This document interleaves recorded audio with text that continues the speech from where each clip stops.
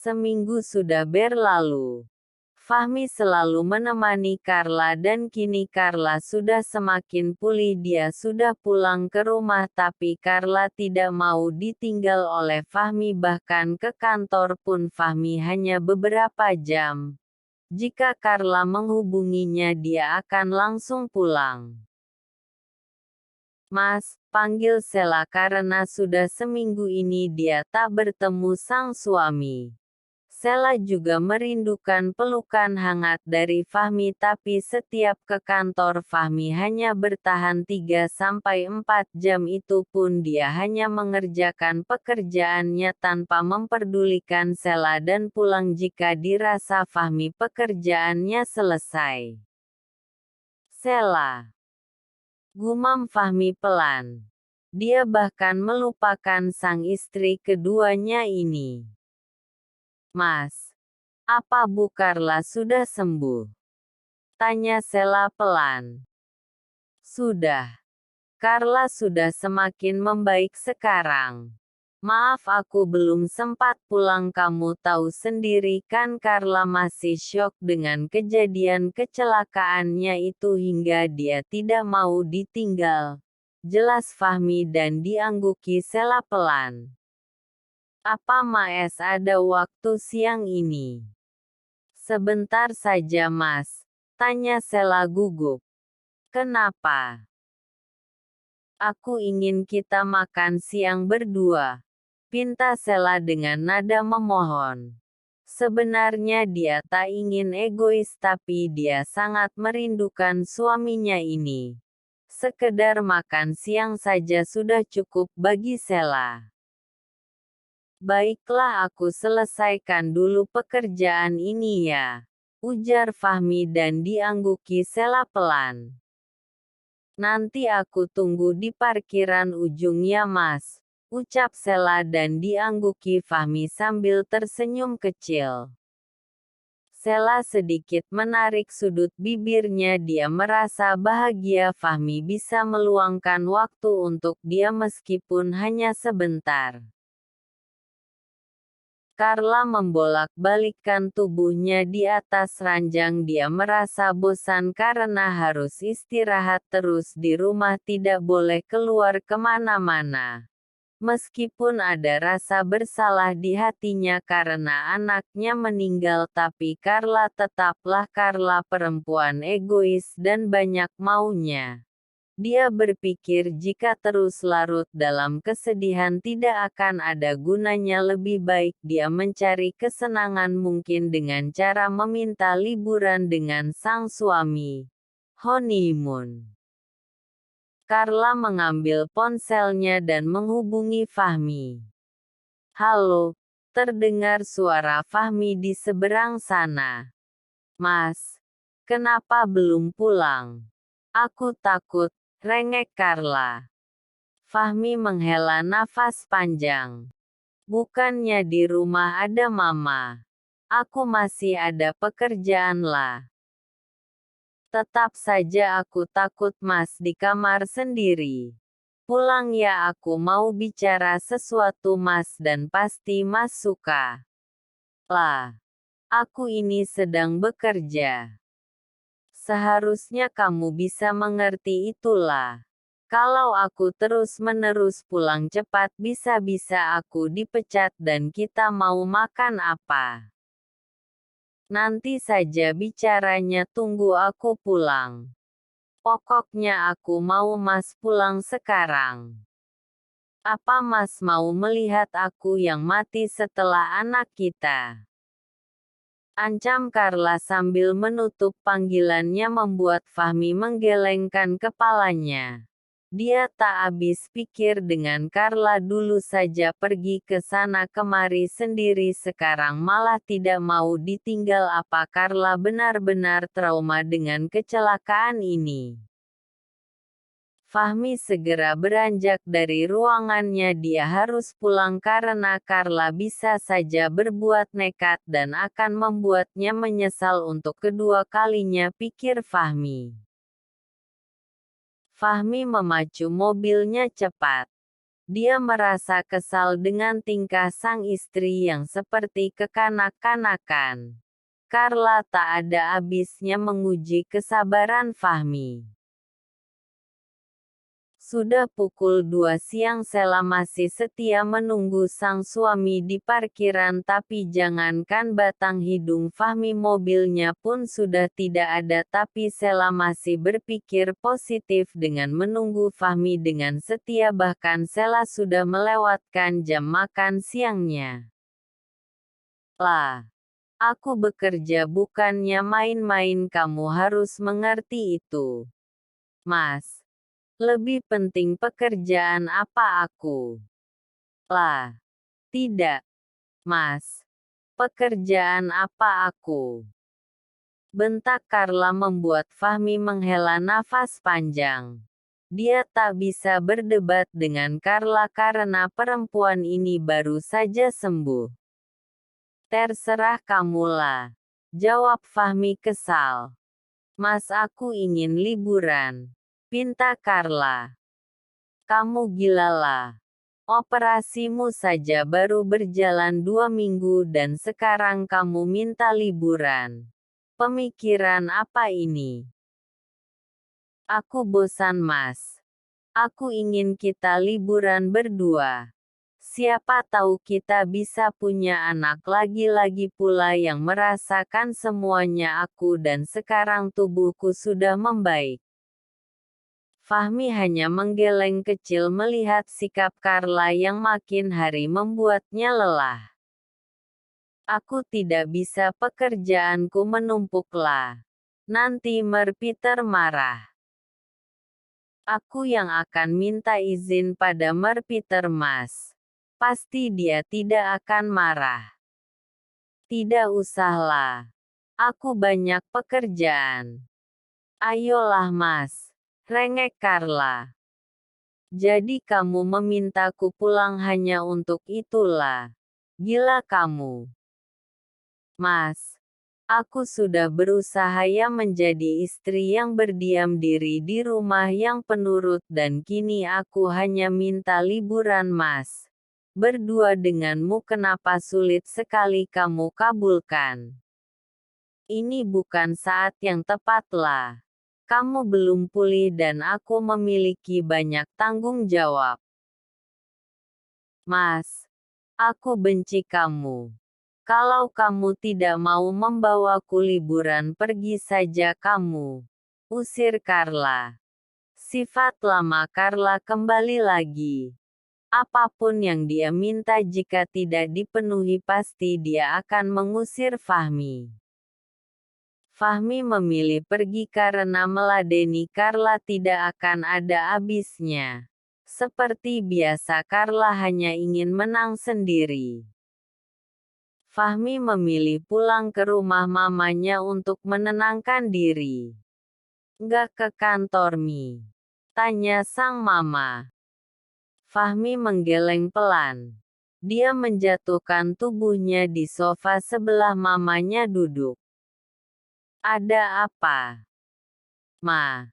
Semakin lama aku bersama Carla membuatku semakin gila, Ma.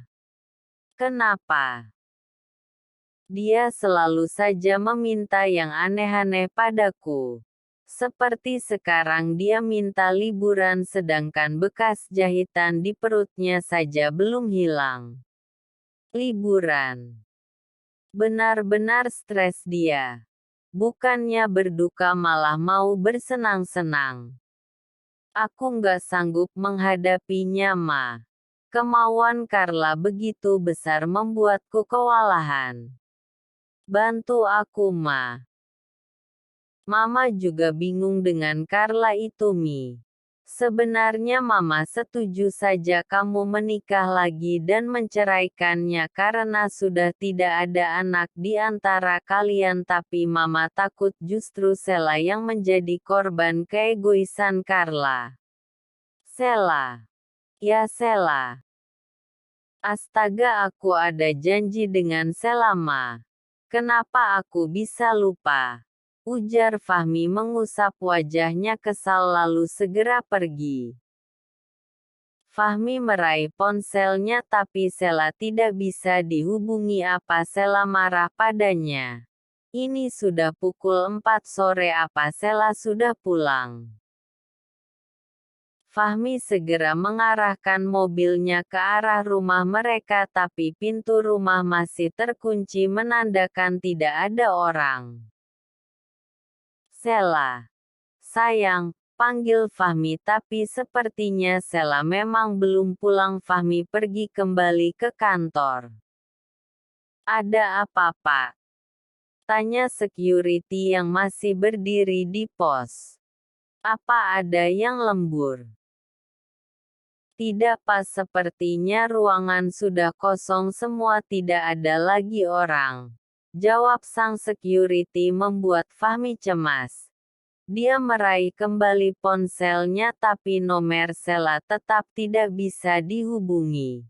Fahmi memutar mobilnya ke arah parkiran ujung tempat di mana dia dan Sela janjian tapi tidak ada sosok istrinya di sana. Kamu di mana Sel? Maafkan aku sayang karena mengabaikanmu, gumamnya pelan. Fahmi memukul setir mobilnya karena kesal pada dirinya sendiri. Bisa-bisanya dia melupakan Sela karena Carla ingin bicara hal yang sama sekali tidak penting menurut Fahmi. Sela berjalan pelan. Dia benar-benar kecewa dengan sikap suaminya saat ini padahal dia hanya sekedar ingin makan siang saja tidak lebih karena Sela cukup tahu diri kalau dia hanya yang kedua. Fahmi terus mencari keberadaan sang istri dan dari kejauhan Fahmi melihat Sela yang sedang berjalan pelan. Dia segera meminggirkan mobilnya dan langsung keluar dari dalam mobil.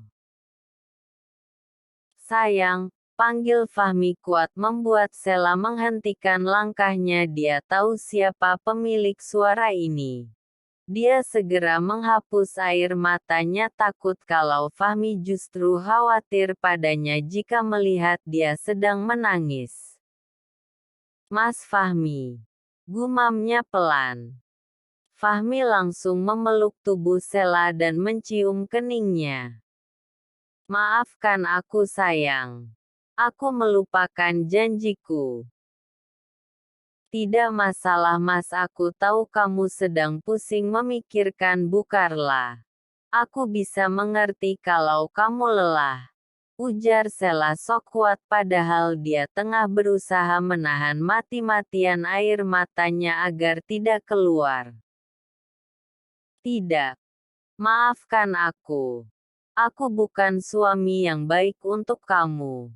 Aku bodoh sudah membuatmu menungguku lama. Aku justru mengabaikan kamu sayang. Mas, kenapa bilang begitu? Aku tidak apa-apa.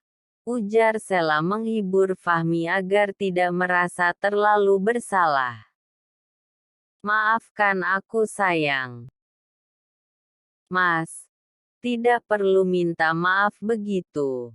Aku yang salah Mas meminta kamu meluangkan waktu di saat kamu sibuk. Aku istri egois. Aku yang salah. Kekeh Sela tak terima jika Fahmi menyalahkan dirinya sendiri. Tidak. Justru kamu istri yang paling baik sayang. Aku beruntung bisa menikah denganmu. Dari segi usia kamu sangat muda tapi kamu begitu mengerti dengan keadaanku. Ujar Fahmi memeluk tubuh Sela erat. Mas malu. Ini di jalan, bisik Sela. Fahmi melihat kiri dan kanan ternyata ada beberapa orang yang memperhatikan mereka membuat Sela menutup mulutnya tertawa kecil. Ayo ke mobil. Ajak Fahmi yang merasa malu juga. Fahmi membuka pintu mobil dan mempersilahkan Sela untuk masuk. Terima kasih Mas, ucap Sela. Fahmi berjalan cepat ke arah pintu kemudinya. Sayang, aku benar-benar minta maaf, tadi ada hal urgen yang harus aku selesaikan terlebih dahulu. Aku pulang ke rumah mencari kamu tapi kamu tidak ada. Aku kembali ke kantor, kata satpam, juga kosong. Aku benar-benar panik sayang. Aku takut kamu kenapa-napa. Maaf ya, ujar Fahmi menarik tangan Sela dan mengecupnya beberapa kali. Apa masalah, Bukarlah? Tanya Sela pelan dan diangguki Fahmi jujur. Mas, fokus nyetirnya. Oke, oke. Tapi nanti malam aku mau main 3 ronde. Enggak lah. Bisa tepar aku. Tolak Sela cepat karena mendengarnya saja membuat jantungnya berdetak kencang. Aku kangen sayang. Aku mau malam ini menghabiskan dengan kamu. Kita tidak usah ke kantor besok. Kamu nggak kangen apa? Bukarlah. Tidak usah pikirkan dia. Jawab Fahmi yang membuat moodnya buruk. Malam ini dia ingin tidur bersama Sela. Dia tak ingin diganggu. Fahmi mampir di salah satu rumah makan untuk membeli makanan. Mereka akan makan di rumah.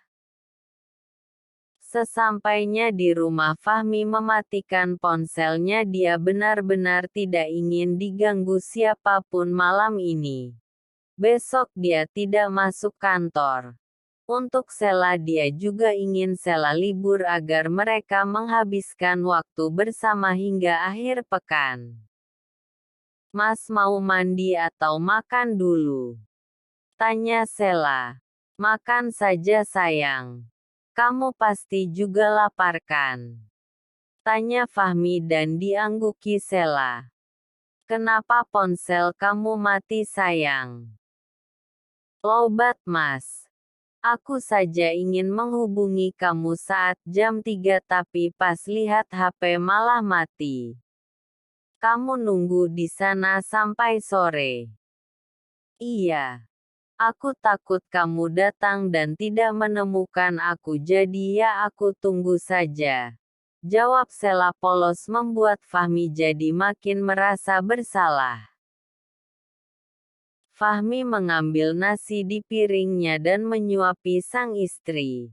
Dia dan Carla tidak pernah seromantis ini meskipun saat baru menikah, tapi bersama Sela makan apapun membuatnya nyaman. Apapun makanan terasa enak, mungkin karena rasa cinta yang sudah tumbuh pada diri keduanya.